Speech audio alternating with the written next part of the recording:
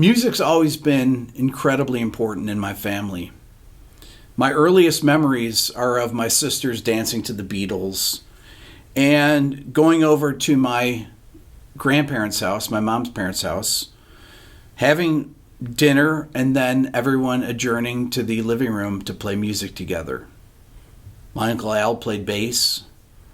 My Aunt Marion played the violin. My Aunt Virginia sang. My grandfather played the guitar, and my Aunt Penny played the piano.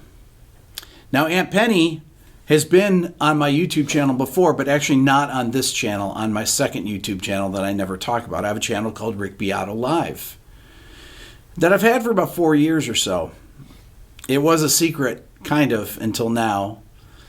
But it's a place where I go to try out new ideas and talk to a community of people that have been following this channel for a long time. And 2 years ago, I had my Aunt Penny on the channel because she is one of my biggest musical influences. Just a little background about Aunt Penny. She was born in 1941 during World War II. In fact, when her my grandmother was 5 months pregnant with her, she lost her oldest son, my mom's older brother, Andrew, who was 17 at the time. So my Aunt Penny was born in this really turbulent time during World War II and to a mother who had just lost a teenage son. Beginning in around second grade, Aunt Penny started taking lessons on the piano and then later the flute, graduated from high school, and went to college for music. When she got out of college, she actually became a nun and lived in a convent for 10 years. Now, during this time, she was a first grade teacher.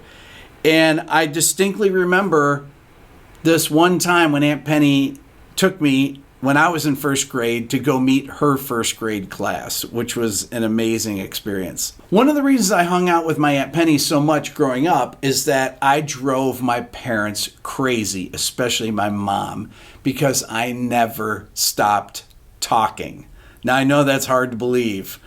I would just, Mom, can I do this? Can I do this? And I would just nonstop. My mom she would go crazy and say, would you come pick up this kid? And Aunt Penny, she was in her early 20s, would drive over to my parents' house, pick me up, and take me for the weekend or so to give my mom a break. You know, we had 7 kids, 9 people living in the house with me talking incessantly, right? So another thing to know about her is that she's had MS for almost 50 years or so. It's really impacted her probably for the last 20 years, impacted her walking and also her hands, which has especially been a problem since she loves to play the piano. Music is really the thing that's one of the most important things in her life. And when I was home in 2018, I went over to visit Aunt Penny because that's what I always do when I'm home. I go over and see her, we hang out, we play music together, we talk about music, we talk about everything. When I was there in 2018, I got on my second YouTube channel, and here's a clip from it. Say hi to Aunt Penny. Hi, everybody. This is live. Yes, this is live. This is really live. This is actually live. We're sitting at Aunt Penny's house at her piano, and I said my biggest musical influence. Aunt Penny used to take me, actually my mom would call her up. You can tell the story, Aunt Penny. Well, I was teaching at the time. He was probably 3 or 4 years old. And my sister, his mother, would call me and say, he's driving me crazy. Would you come and get him? Does that sound surprising? No. She really was. No, I just loved having him, and she knew I would love having him. And we had so much fun together. We did. We did a lot of music together. When he went in his very, very early years. That's right. He was exposed to a lot of music in our family always. Music was a very huge part of our life. Yes. And I'm talking about a long time ago now, probably much longer than most of you were around. That's right. But there was a time before all of this craziness. There's a time before where you couldn't just get on and talk to people anywhere in the world like this, like we're doing now. I was telling Rick today, my sister who was in college in the the 40s, and how we communicated. She made one phone call home during the 4 years she was in college, because every night my mother would sit down with a pen and a piece of paper, and they would write a little note to each other. And Virginia, my sister, she kept all the notes, and later on my niece, my brother's daughter, compiled a book of those years when she was in college, and it was during amazing. the war too. It was during the war. It was during the time we had stamps for food. You could only have, when you were going to the store, you were given like a ticket, and you could only buy 3 bananas, and I don't know what, I don't remember. I was young, so at that point, but I do remember hearing about it, and life has become quite, well, I think for me it's so complicated, but at the same time it's wonderful, the progress that's been made through the years. We have to be very great. We live in a great country, and we've been offered a lot of opportunities here to grow and to learn and have Rick do what he did with his career.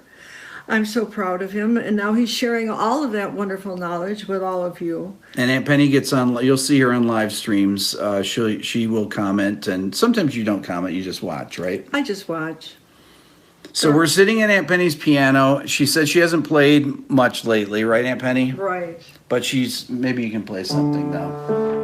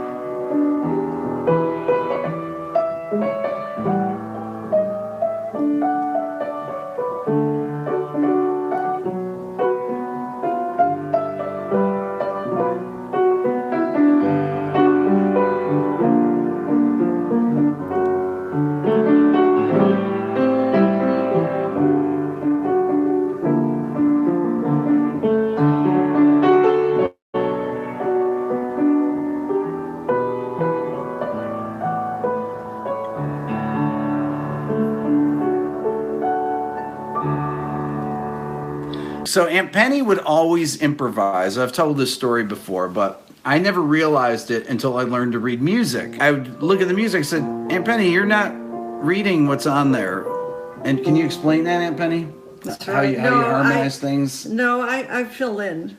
You fill in where and there's fill out when it's when you need. When it gets boring. How did you know how to do that though? Just use your ear, right? Well, I started taking piano lessons in the 2nd grade, and I had an interesting teacher. I would quit at the end of every lesson. I said, I can't do this anymore. I was 6, 7 years old, and I said, I don't like this. I didn't like what I was doing. It didn't sound like I wanted it to sound. So she said, well, if you decide to come back next week, I want you to do this, this, and this. And so then I'd go home and I'd think, I'm not going back. I would announce, I'm not going back. And then I would look at the book, and I had a sister 4 years older who said, you better go back, because I want you to play this duet with me for the recital. I said, I can't do that. She said, yes, you can. And that's how and that's how we went. But at the end of every lesson, I quit, and the teacher said, fine. And it just allowed me to have a little more control, I think, of what I felt like I wanted to do, but it sounded too boring at the time. I wanted to play a song. But it worked out for me, I guess. I think starting young, it's just a part of my life. When you were just playing that, I mean, how do you decide where you want to go? I'm trying to think of how I decide. Well, I know where the sound's coming from. I know what has to go. I know there's a B minor, and there's an E minor 7 and a G and V flat. I mean, I know what they sound like. I work them in. You're reading? I'm half reading and half ear. Improvising. Yeah. And tell everyone how important music was in our family. How important music was in our family and continues to be, music is. I just was talking to a friend of mine from high school who pointed out there's a new movie out under Bocelli's, it's a movie, I think it's on Netflix right now, and it's music of, The Silence of Music. Is that it, or the music? Yeah, I think it's The Silence of Music. And I just saw the trailers. I haven't been able to get it. I told my sister in Michigan, she got it. She went blump, blump, blump, and she got it zip. She watched the movie. She said it was incredible. And it was his life, this great musician, this great artist. And I saw him with his family and his life and his disability and his how music just engulfed the whole family. And I saw our family when I was watching that, because my father played guitar, mandolin, my brother the bass. And I mean, they were artists. I mean, they just didn't play. They were very, very good. And I have a sister who plays the violin. I mean, there was music everywhere. A sister who sings, and our house was filled with music all the time. And it just every time I came over, that I'd go, that everybody would play.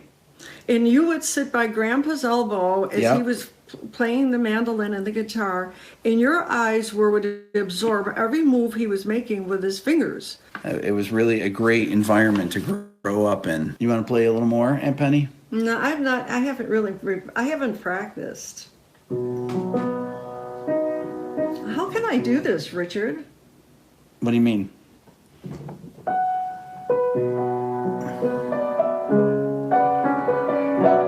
No, I'm not reading at all here.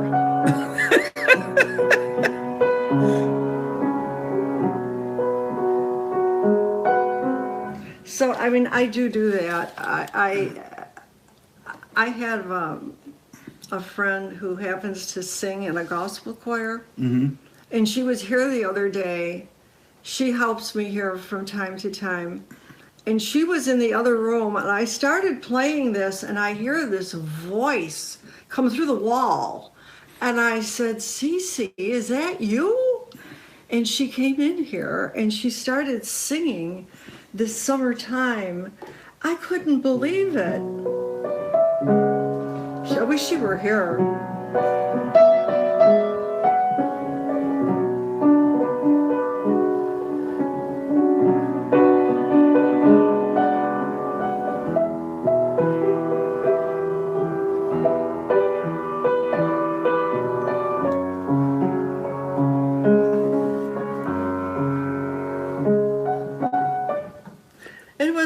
That's that kind of a thing.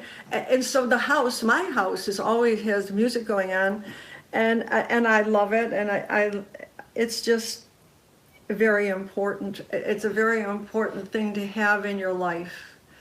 And I know you all are watching and learning from Rick. He has a lot of wonderful, I listen, and I'm learning also. And you guys see where I get my hair from, right? My sister's son I love dearly, and he's very special to me. I've enjoyed having him with me when he was a little boy, and we've taught each other many things through the years. I think we've experienced. Now I see his wonderful family, and it's wonderful to be able to see your children grow up. You know, somebody just said you need to have your own YouTube channel, Aunt Penny. No. Aunt Penny, you would have an incredible YouTube channel, actually. Well, I've been around a long time. You know, when you've been around a long time and you see people who are older and they've survived, this very complicated life that we've all been given to figure out what are we to do. We have these children, we have this home, we have this relationship, we have all this stuff. It comes and goes like it's like waves, you know. Sometimes it's okay and sometimes it's horrible, and that will never change. But how you react to it is what makes the difference, you know. Let's not all get hysterical when the dog won't stop barking, which I just witnessed at Rick's house. I said, well, we all have to take turns barking. We all need to bark. And this happens to be the day your dog is barking. You know, there's something that's bugging him and he's barking. So until we figure out what it is, he's going to bark. And we all need to do that. And I think maybe I'll leave you with that message. Don't be afraid to bark. It's good to bark. It's good for your souls. It's good. No, really, it is. And then we have to sit back, take a deep breath, drink plenty of water, and not get too upset with the everyday stuff, because the everyday stuff can make you sick if you let it. That's right. And go with the tide, ride with the tide, go with the flow, and continue to watch Rick's. Thanks for the plug. Because I always Thanks for the plug, Aunt Penny. I always like to tell him, I taught you almost everything you know, which isn't true. That's true. No, it's true. Well, it's not really true, but I like to do it. I like to say it. But this is wonderful. He came to visit me. He's here for a short time, and he always comes to see me. He always spends time with me, and I love it. I do. He's very special to me. I think I've said that quite a few times. And Penny always had that positive attitude. It doesn't matter what life threw at her, she was always positive. Last Tuesday, I heard she went in the hospital and for a procedure and passed away on Wednesday unexpectedly, the day before Thanksgiving. And she will be terribly missed by myself and our entire family.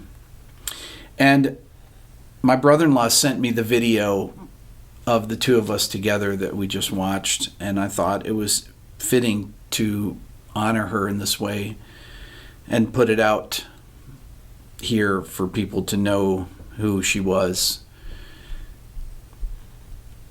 Here's a little clip of her playing from a couple years ago to play us out. Oh, no.